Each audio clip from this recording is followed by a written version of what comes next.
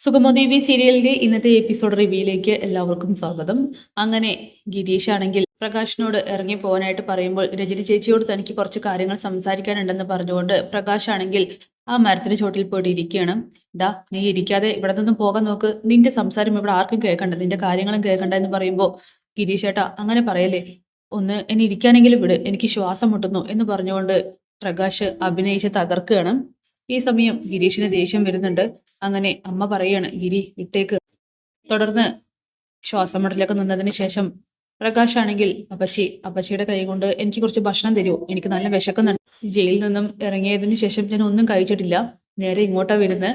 അവിടെ നിന്നും വീട്ടിൽ എന്നെ കയറ്റിയില്ല, അപ്പോ ഭക്ഷണം കിട്ടിയില്ല. അപ്പച്ചി എനിക്ക് ഭക്ഷണം തരുമോ എന്ന് ചോദിക്കുമ്പോൾ ഭക്ഷണമില്ല, ഒന്നുമില്ല.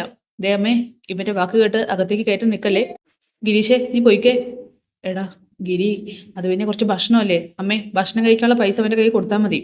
അങ്ങനെ നീ വാ മോനെ എന്ന് പറഞ്ഞുകൊണ്ട് ഗിരിയുടെ അമ്മയാണെങ്കിൽ അവനെ അകത്തേക്ക് വിളിക്കുകയാണ്.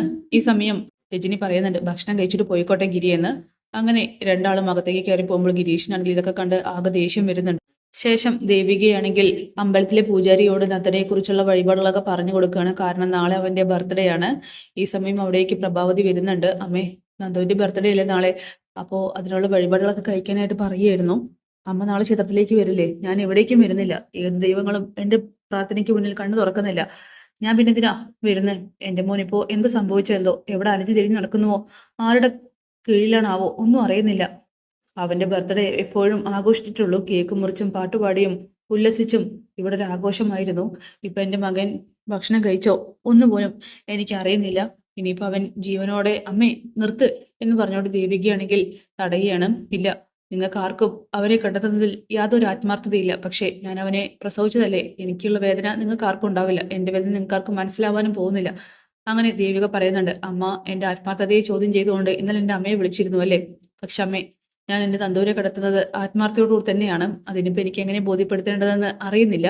ഒരു കാര്യം ഞാൻ പറയാം, എന്നെ കൊണ്ട് കഴിയുന്നതൊക്കെ ഞാൻ ചെയ്യുന്നുണ്ട് അമ്മേ. ഇല്ല, നീ ഒന്നും ചെയ്യുന്നില്ല. ഒരു MLAക്ക് ചെയ്യാൻ പറ്റുന്ന പ്രവൃത്തികളാണോ നീ ഇപ്പോൾ ചെയ്തുകൊണ്ടിരിക്കുന്നത്? അല്ല, അതുകൊണ്ട് എൻ്റെ മുന്നിൽ നിന്നും നീ അഭിനയിക്കേണ്ടെന്നൊക്കെ പറയുമ്പോൾ ഇത് കേട്ട് ദേവികയ്ക്കാണെങ്കിൽ എന്താ പറയേണ്ടതെന്ന് അറിയുന്നില്ല. അങ്ങനെ ദേവിക പറയുന്നുണ്ട്, ഇപ്പം അമ്മയ്ക്ക് എന്താ വേണ്ടത്? പൂജകളൊക്കെ നിർത്തണം, അത്രയേ ഉള്ളൂ. നിർത്താമെന്ന് പറഞ്ഞുകൊണ്ട് ദേവികയാണെങ്കിൽ ഫോൺ എടുക്കുമ്പോൾ വേണ്ട, ഒന്നും മാറ്റി വെക്കേണ്ട, എല്ലാം ചെയ്തോട്ടെ. ഞാൻ ദൈവത്തിനെ നിന്ദിച്ചതല്ല, മറിച്ച് എൻ്റെ വിഷമം പറഞ്ഞതാണ്, അത് ആർക്കും മനസ്സിലാവുന്നില്ലെന്ന് പറഞ്ഞുകൊണ്ട് കരഞ്ഞുകൊണ്ട് പ്രഭാവതിയാണെങ്കിൽ അകത്തേക്ക് പോവുകയാണ്. അങ്ങനെ വീണ്ടും ദേവിക വിഷമത്തിൽ അങ്ങനെ നിൽക്കുന്നുണ്ട്. ശേഷം പ്രകാശാണെങ്കിൽ ആർത്തിയോട് കൂടിയിട്ട് ഭക്ഷണം കഴിച്ചുകൊണ്ടിരിക്കുകയാണ്. ഈ സമയം ഗിരീഷിനാണെങ്കിൽ ദേഷ്യം വരുന്നുണ്ടെങ്കിലും രജനിയാണെങ്കിൽ സമാധാനത്തോട് കൂടിയിട്ട് അത് നോക്കി നിൽക്കുകയാണ്. അങ്ങനെ അപ്പച്ചി എനിക്ക് ഒരു ദോശയും കൂടി തരുമോ എന്ന് ചോദിക്കുമ്പോഴേക്കും അമ്മയാണെങ്കിൽ 2 ദോശയുമായിട്ട് അവിടെ നിന്നും വരുന്നുണ്ട്. ജയിലിൽ ഭക്ഷണമൊക്കെ കിട്ടും, ക്യൂ നിൽക്കണം. പിന്നെ ഭക്ഷണം ഒരു പ്രാവശ്യമേ കിട്ടൂ, മനസ്സറിഞ്ഞ് അവർ തരുന്നതല്ല, വേണമെങ്കിൽ കഴിച്ചു എന്നുള്ള മട്ടിൽ. പിന്നെ രണ്ടാമത് വേണമെന്ന് ചോദിക്കാൻ പോലും അവിടെ ആരുമില്ല. സത്യം പറഞ്ഞാൽ ഭക്ഷണത്തിനൊന്നും കുഴപ്പമില്ല, സ്നേഹമില്ല. പിന്നെ കൈക്കരുത്തുള്ള ആൾക്കാർ വന്ന് ഭക്ഷണം തട്ടിപ്പറിച്ചിട്ട് പോവും, അന്ന് പട്ടിണിയാണ്. ഇതൊക്കെ പറഞ്ഞ് പ്രകാശാണെങ്കിൽ കരച്ചിൽ അഭിനയിക്കുകയാണ്. എടാ, നീ കഴിച്ചിട്ട് പോകാൻ നോക്ക്, നിന്റെ കരച്ചിലൊന്നും ഇവിടെ ആർക്കും കാണേണ്ട. അങ്ങനെ അപ്പച്ചി പറയുന്നുണ്ട്, പ്രകാശ് മോനെ, ഭക്ഷണത്തിന് മുന്നിലിരുന്ന് കരയല്ലേ. ഇല്ല അപ്പച്ചി, കരഞ്ഞു പോവുക. അങ്ങനെ രജനിയോട് പ്രകാശ് ചോദിക്കുന്നുണ്ട്, രജനി ചേച്ചി എന്തൊക്കെയുണ്ട് വിശേഷം? എന്ത് വിശേഷം, എൻ്റെ കാര്യങ്ങൾ ഇങ്ങനെ പോകുന്നു. അങ്ങനെ പ്രകാശിനോട് അമ്മ പറയുന്നുണ്ട്, അവൾക്ക് ഇവിടേക്ക് ഒരു കുഞ്ഞിക്കാല് വരാൻ പോവുകയാണ്. രജനി പ്രഗ്നന്റ് ആണ്, ഗിരി അമ്മയാകാൻ പോകുന്നതെന്ന് പറയുമ്പോൾ മനസ്സ് നിറഞ്ഞ് ഞാൻ സന്തോഷിക്കുന്നു. ഇത് കണ്ടില്ലേ എൻ്റെ കണ്ണിൽ കണ്ണീര് വരുന്നത് എന്ന് പറഞ്ഞുകൊണ്ട് ഗിരീഷിന്റെ മുന്നിൽ അഭിനയിക്കുമ്പോൾ, ദേ നിന്റെ അഭിനയം വേണ്ട, സന്തോഷമൊക്കെ ഞങ്ങൾ ആഘോഷിച്ചോളാം, നീ ഇവിടെ നിന്നും കഴിച്ചിട്ട് പോകാൻ നോക്കാം, മതി എഴുതിലേക്ക് ഇതൊക്കെ പറയുമ്പോൾ രജനി ചേച്ചി, എനിക്ക് ചേച്ചിയോടാണ് മാപ്പ് ചോദിക്കാനുള്ളത്, ചേച്ചിയുടെ കുടുംബത്തിലെ അംഗത്തിനെയല്ലേ ഞാൻ ഇല്ലാതാക്കിയതെന്നൊക്കെ പറയുമ്പോൾ ഇത് കേട്ട് രജനി പറയുന്നുണ്ട്, അത് പിന്നെ ഇനി സംസാരിച്ചിട്ട് കാര്യമില്ലെന്ന്. അല്ല ചേച്ചി, പിന്നെ എല്ലാവർക്കും സുഖമല്ലേ? നന്ദനെ കാണുന്നില്ല, അവ മറന്നു നിൽക്കണോ മാറി നിൽക്കണോ എന്നും അറിയില്ല.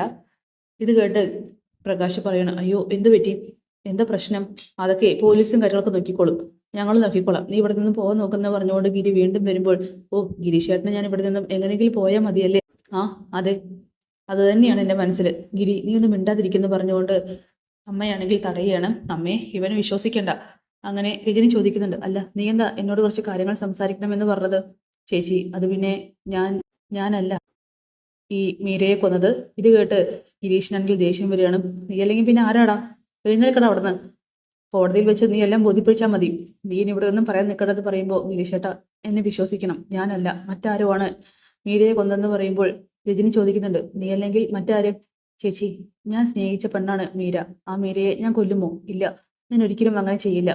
ദേ മതി മതി ഇതിന്റെ നാടകം, എഴുന്നേൽക്ക്. അങ്ങനെ ഒന്ന് പറയട്ടെടാ എന്ന് പറഞ്ഞുകൊണ്ട് അമ്മയാണെങ്കിൽ ഗിരീഷിനെ തണുപ്പിക്കുകയാണ്. ചേച്ചി, ഇവരെല്ലാവരും നല്ലവരാണ്. ഈ വീട്ടിലേക്ക് ചേച്ചിക്ക് വരാൻ കഴിഞ്ഞത് വലിയ പുണ്യം. ഇവിടെ ഗിരീഷേട്ടൻ പറയുന്നത് പോലെ നന്നല്ലാത്തതായിട്ട് ഒരേ ഒരാളുണ്ടായിരുന്നുള്ളൂ, അത് ഞാനാണ്. ഇപ്പൊ കൊലയാളിയുമായി. പക്ഷെ ആ കൊലപാതകം ഞാൻ ചെയ്തിട്ടില്ലെന്ന് പറയുമ്പോൾ ഗിരീഷിനാണെങ്കിൽ ദേഷ്യം വരികയാണ്. പ്രകാശ് ആണെങ്കിൽ എഴുന്നേൽക്കുന്ന മട്ടുമില്ല, പോകുന്ന മട്ടുമില്ല. അമ്മയും മരുമകളും വിടുന്ന മട്ടുമില്ല. അങ്ങനെ അരുന്ധതിയാണെങ്കിൽ മന്ത്രിയെ വിളിക്കുന്നുണ്ട്. മന്ത്രി ആ മേഡം, എന്താ ഋഷിയുടെ കാര്യത്തിൽ എന്തായി തീരുമാനം? ഓ മേഡം, സത്യം പറഞ്ഞാൽ മടുത്തു. ഈ കുടുംബകാര്യങ്ങൾ കേട്ട് കേട്ട് മടുത്തു. ചന്ദ്രോത്ത് വീട്ടിൽ നിന്ന് നന്ദനെ കാണുന്നില്ല. ഇവിടെയാണെങ്കിലോ മേഡത്തിന്റെ മോനെ കാണുന്നില്ല. ആദ്യം മേഡത്തിന്റെ മോനെ കാണാതെയായിട്ട് പിന്നീട് പോലീസിന്റെ അന്വേഷണം ഊർജിതമായപ്പോൾ അന്വേഷണം വേണ്ട, ഞാൻ നോക്കിക്കോളാം എന്ന് പറഞ്ഞു. ഇനിയിപ്പോ എന്ത് പറ്റി? ഇപ്പൊ ഞങ്ങളുടെ ആവശ്യം വന്നെന്ന് ചോദിക്കുമ്പോൾ എന്റെ മോൻ ഋഷിയെ കാണാത്തതിന്റെ പേരിൽ ഞാൻ കേസ് കൊടുത്തിരുന്നു. പക്ഷെ പോലീസിന്റെ ഭാഗത്തു നിന്നും യാതൊരു നീക്കവും ഇല്ലാതായപ്പോൾ മടുത്തിട്ടാണ് വേണ്ട എന്ന് പറഞ്ഞത്. പക്ഷെ എനിക്കിപ്പോ എന്റെ മോനെ കിട്ടണം. നിങ്ങൾക്ക് കിട്ടണം എന്ന് പറയുമ്പോൾ കിട്ടണം, വേണ്ട എന്ന് പറയുമ്പോൾ വേണ്ട.